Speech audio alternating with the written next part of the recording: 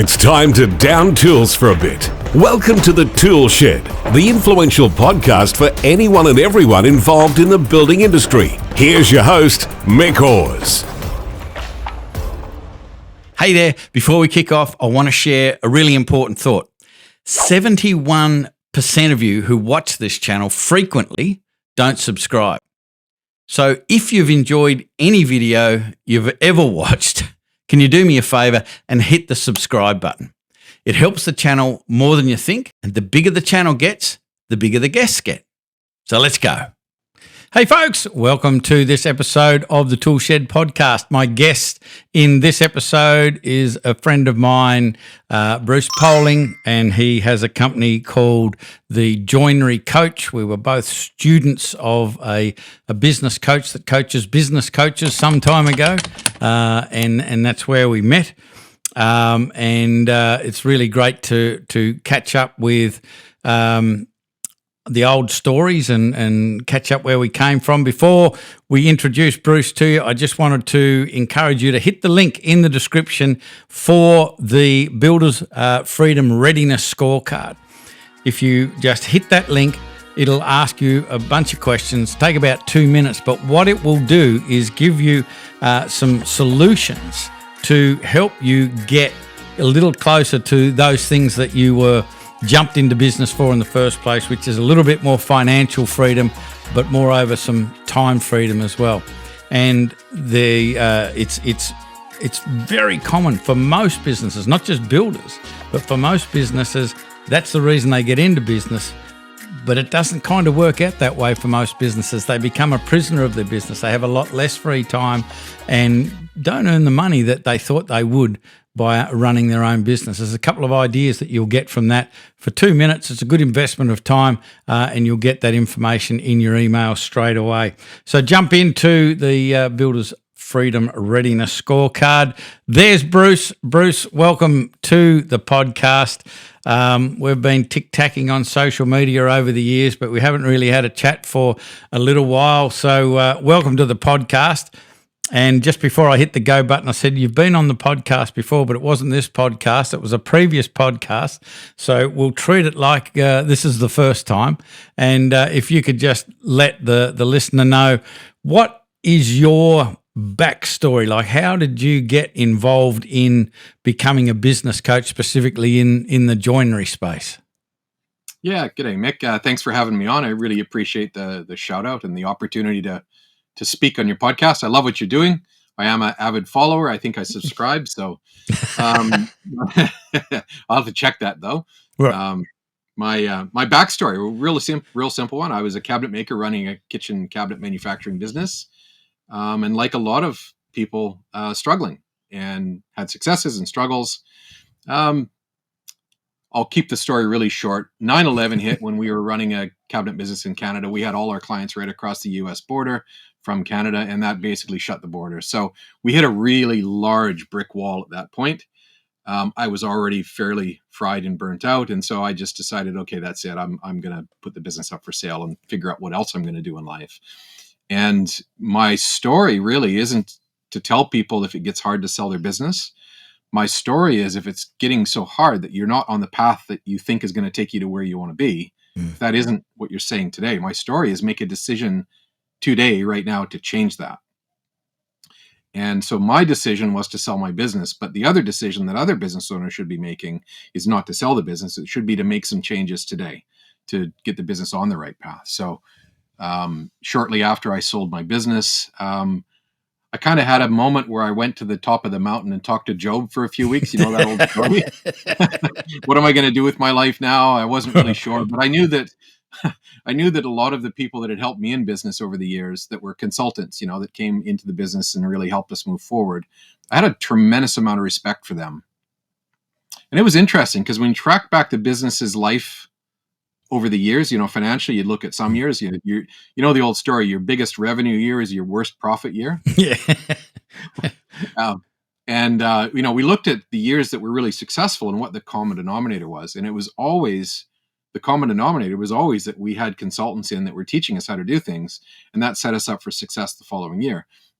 And then when we didn't do that, we had a struggle year. So I kind of made a commitment to myself that I really wanted to help the industry improve as an industry. Mm. Yeah. So I kind of set out to be a business coach. Of course, what does that mean? Back then, what education do you need? What do you need to call yourself a consultant? So I went back and started re-educating myself, in my late 30s, early 40s. That wasn't easy to do, to go back to school, but I did it, and I've been doing it ever since.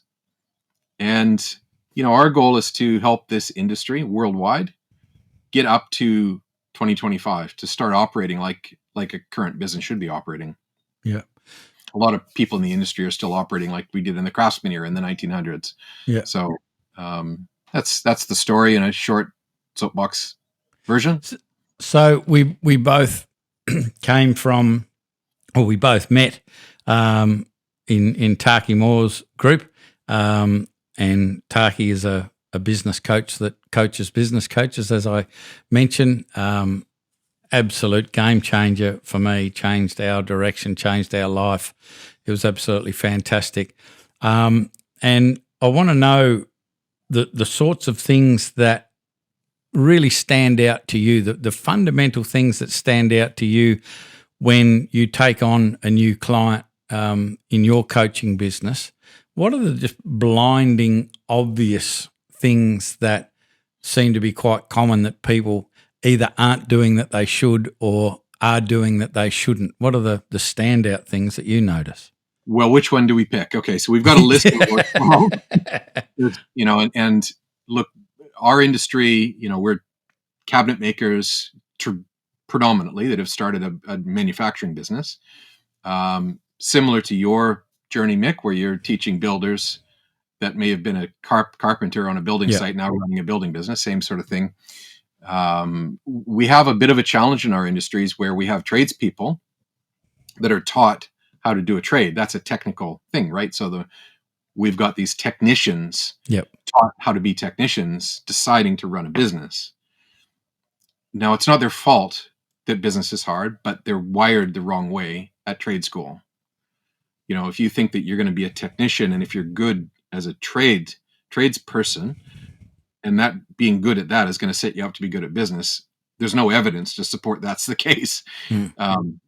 So the bigger problem really is that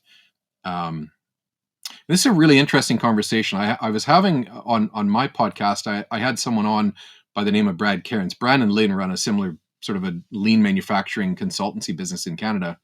And one of the observations that Lynn made was, because she came from the car manufacturing industry. And she said, people that are in the car manufacturing industry, the barrier to entry in the industry is very high because you have to be highly educated. You have to have a background.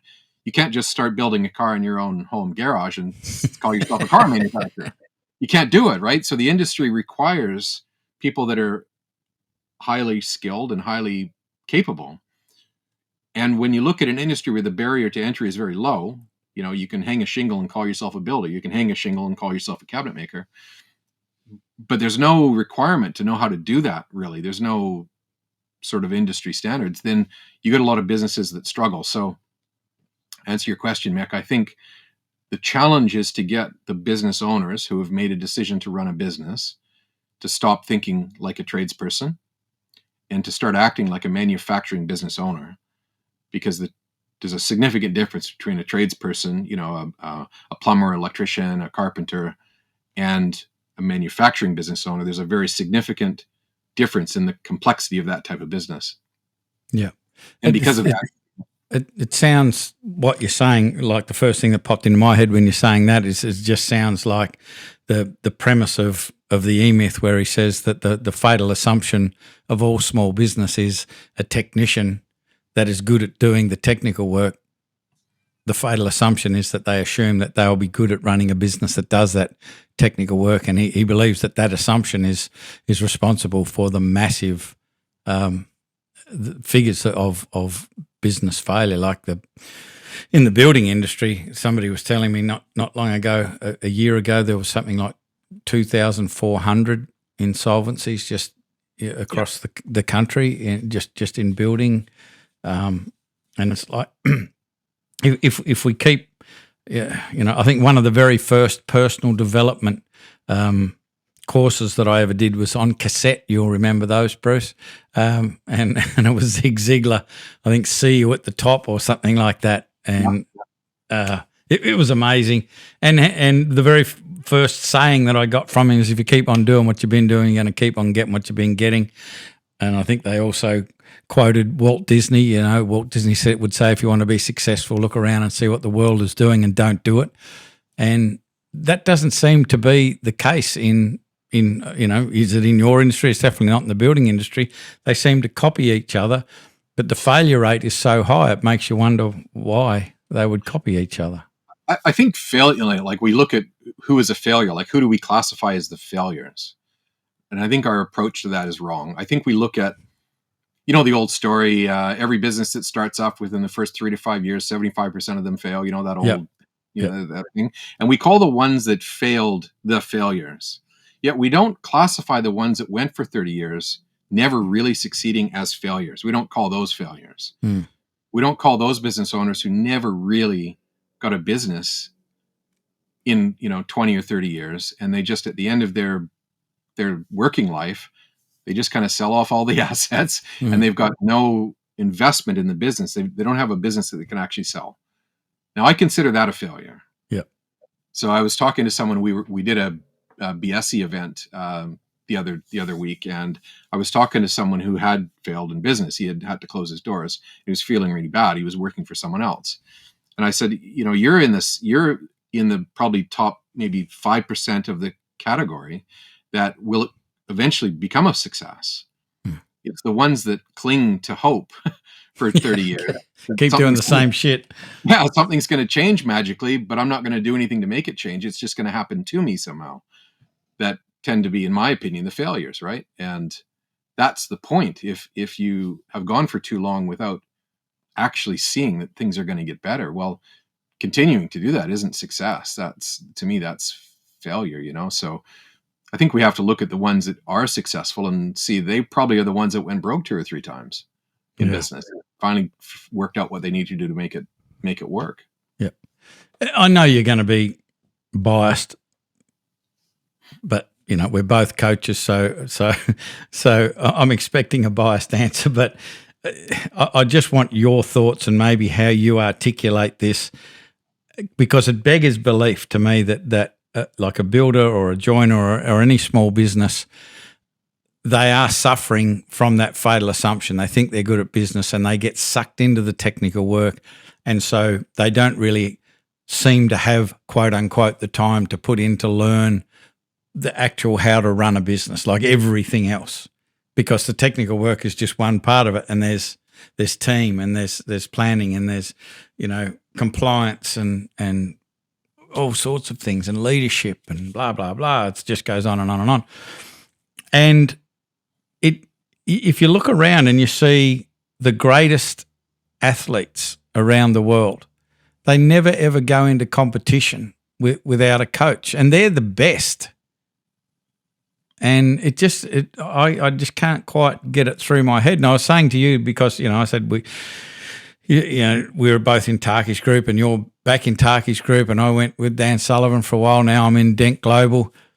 I just feel out of sorts if I'm not part of some sort of coaching community that is raising the standard or challenging my current beliefs or approaches and all of that sort of stuff. What do you think about that? What are your thoughts about the importance of getting a coach, but also being in a community of people that are experiencing the same challenges that you are with your business? I often use the example, like we get people contact me often, as they probably do you as well, Mick, and say, look, my business is struggling. I need to fix it. Something needs to change. And,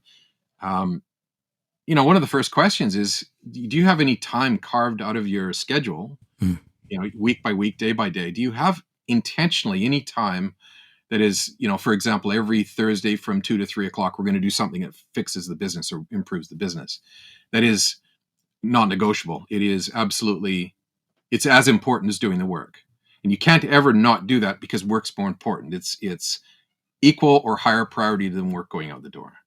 And the answer almost every time is no, we don't have anything like that. So we've got conversations around people, in real pain that their business needs to get better, but no time set aside to do that. I always make the comparison, you can imagine a sporting team. Most sporting teams practice 90% of their life. Like if you're an athlete on a team, you practice 90% of your time and you spend 10% of your time in the game. Now, if you don't do that, you lose every game. And, and if you look at the individual players on a team, it's the first one to practice and the last one to leave is usually, the one that performs the best, not necessarily the most talented, just the one that practices the most. And yet when we talk to business owners, most of them will admit, I have no time, like literally no time set aside for making the business better. So I think one of the problems here, Mick, is that everybody, and especially now, it's 2025, and now we're looking for instant gratification, right? People scroll because they're looking for that dopamine hit. It's instant. And so now more than ever, people want that instant fix to things. So they're looking for some solution. They're looking to buy something or invest in something, this shiny object or this software. And the real problem is that people aren't prepared to put in a little bit every day. Like I'm a bad example of this. I just joined the gym again. I'd been off for about 2.5, 3 years. And when I went back to the gym, you know who I saw at the gym? The same people that were there when I didn't, 2-3 years ago when I stopped going. They're still there every day for 20 minutes or 30 minutes or 45 minutes every day. And they've never skipped a beat. They've just made it a routine to do this every day. And it was like, hey, Bruce, how you going? Good. Where you been? Good to see you again. And I'm now, oh, this is hard. And I've got this big, huge journey to get caught back up again, and so that's the start-stop cycle. Yeah. Whereas they have made it part of their routine to exercise a little bit every day. Yeah. And they're not looking to get massively fitter. They're already where they want to be. They're just now maintaining that. Yeah. And so one of the challenges is if you're really far behind in business and you need this, like let's say you're no profit and you want to be 20% net profit or something like that, people are looking for the 20%.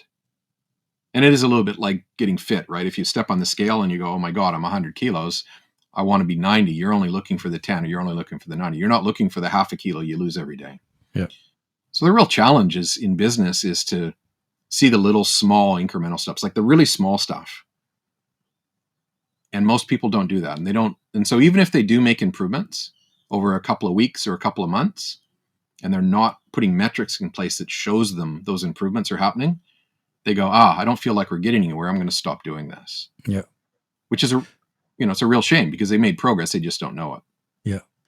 I think it's important to talk about measurement, and I'll get to that in a sec. But what you were saying a second ago about, not putting any time into preparation. That was, I mentioned that I was in Canada at one of Dan Sullivan's sessions. So over with your lot over there. Good people. Yeah, fantastic. The best.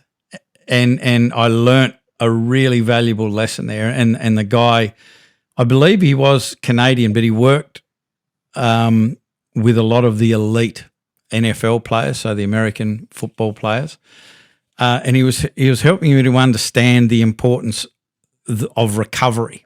So we were learning about what's called the PPR cycle, which is the preparation, performance, recovery cycle.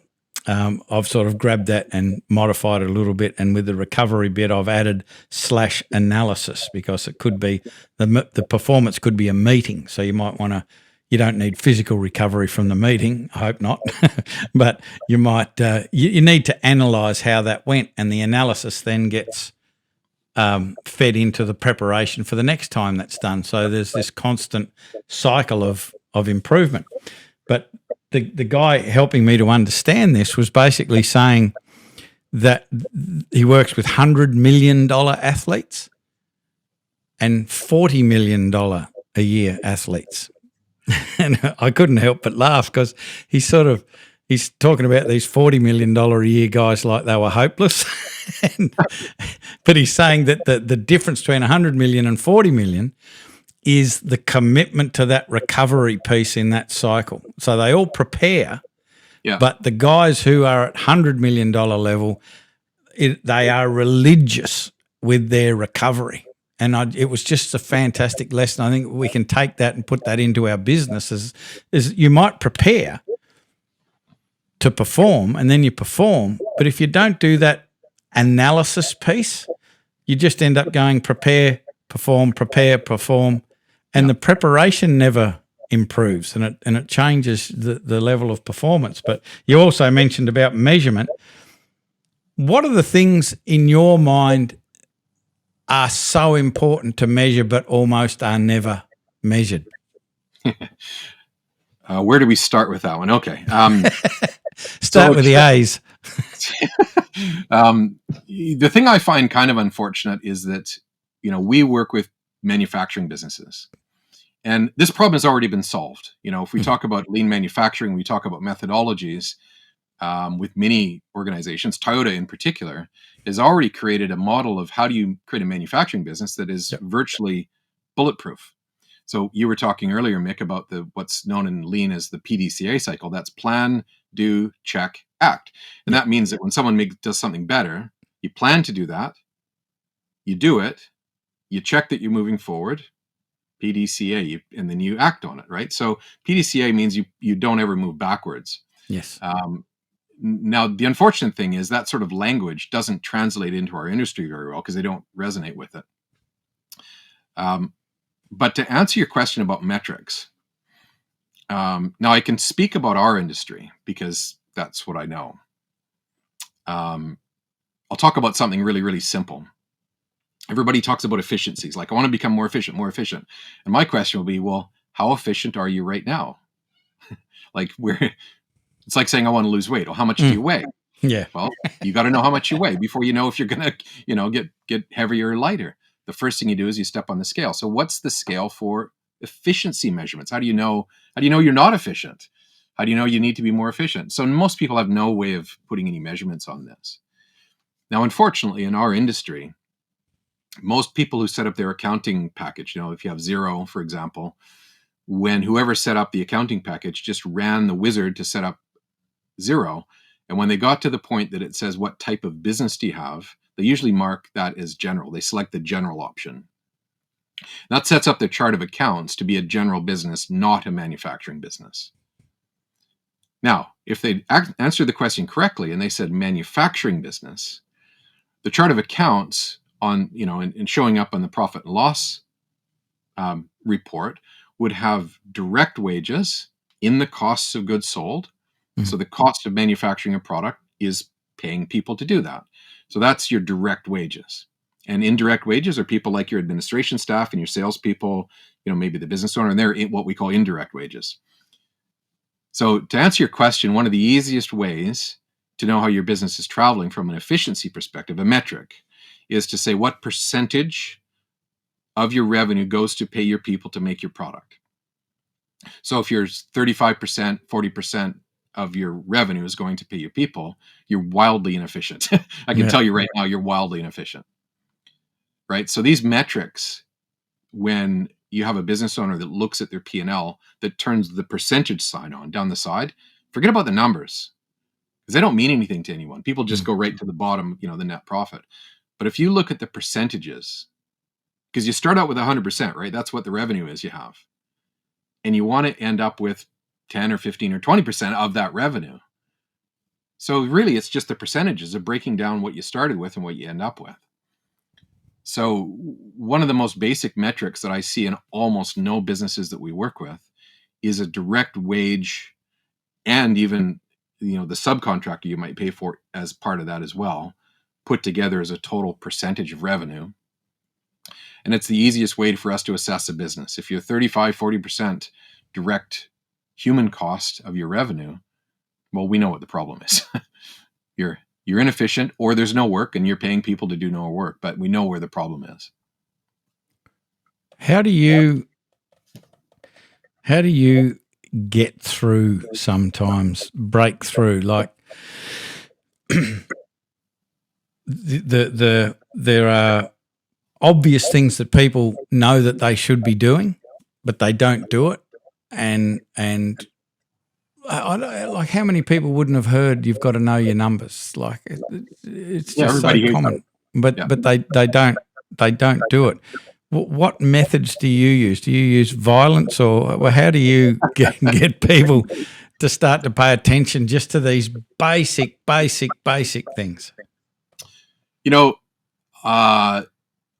going back to the gym again, put me amongst a community of people. A lot of people going to the gym are kind of afraid, I'm going to go to the gym and there's going to be all these fit people around me. I was quite happy to learn that everybody around me was kind of an older person, not so fit. I felt pretty good. So I was amongst a community of people just like me. Our philosophy has always been the community of our people is the most valuable part of being part of what we do. Because if you're in a bad place right now and you can hear other people talking about how they were also in a bad place, but for the last year or 2 years, these are the steps they took to get where they are now, then why would you not do what they did? And now you've got real proof. It's not a coach or it's not someone selling you something, telling you to do something. You've now got a group of cohorts around you that support that if you just do these things, you're going to get to this place that's going to be a much better place than you are right now. So for me, that breaks the back of it to a certain degree. There's still people with resistance. There's still people that don't feel comfortable in a community, but we have to stop that first. But it is, resistance, when resistance is high, there's a formula that says if you're not really dissatisfied right now, nothing we do is going to stop you from resisting. So you've got to, for us anyway, by the time we're working with someone, hopefully that resistance is low. And I think it's the initial stages. If you're not going to be willing to hit the ground running, let's not start. Let's not do that until you are willing to do that. Yeah. There's no point having a half-assed crack at this sort of stuff. Getting started with you. So someone out there listening either is or knows someone who has a joinery business or a cabinetry business. How do they find you? What's the front door to the Joinery Coach for someone listening? Yeah, I would say the first thing is don't contact me expecting me to sell anything to you. It's not going to happen. I don't sell anything to anyone. So if someone contacts me and asks me, I don't know anything about you, tell me how great you are. I'm going to go, you know what? Here's a link to our YouTube channel. Here's a link to our podcast, been going for 6 years. Here's a link to some of our stuff. Check that out. And if that's of interest to you, let's have another call, because, I can't remember who it was that said this. It might have been Taki. I'm not sure, but I would rather show you than tell you. Yeah. So if someone has seen our stuff and they see somebody that we've been working with and they would like to get those sorts of results, we have a quick chat, 15-minute conversation just to see if we're a good fit. Because, the reality is if you're not grooving on what we do and we're not grooving on what you're doing, then let's not go any further. Let's just, part as friends. So it's just a matter of just booking a quick chat. It's as simple as that. And jump on our website, book a chat, book a call, and we'll connect as easy as that. So it just starts out with a 15-minute conversation. Sometimes I actually solve people's problems in 15 minutes. And then 6 months later, we're having another conversation saying, yeah, I know what you told me, fix it, but I need some help with this. So now we get on board. Yeah. Just one last question. One of the things that I was so pleased with, because my suspicion was that when we started to go from the one-to-one coaching, so this is back when we met, to the one-to-many model, the group coaching, my concern was that I would only be able to have a builder in this region and then a builder in that region, so they weren't competing with each other. Yeah. It's been an absolute happy coincidence that since we've been doing this for the last almost 11 years, the sharing and the willingness to just completely open up with how I do things. Here's something I built. You can have it. Just put your logo on it. It's just been inspirational. What's it like with joiners? Are they sharing type guys? Are they suspicious? I don't want to share my secrets with somebody else. How do those guys roll? Once we get people over the reality that you're basically screwing square boxes together. Yeah. There's no secret to that. Everybody and their dog has a CNC machine. Everybody's using the software. There's really no secrets out there, right? And the stuff that is private and confidential, like your financial results and your job roles, that sort of stuff, that doesn't become shared information in a group. But if we really actually say we want to improve this industry, if we truly say that, people that say that, we've got to help others in the industry. That's how we help the industry. And if you want to get help, the best way to get help is to give help. And people in our community really get that. Most of our members have been with us for 5 and 6 years, and they're all very, very open about sharing. They attend our events. They log into the events we do online, and a lot of the reason that they do that is because they want to give something to people in the community. And that's a really great community to be part of. Yeah, it's community is.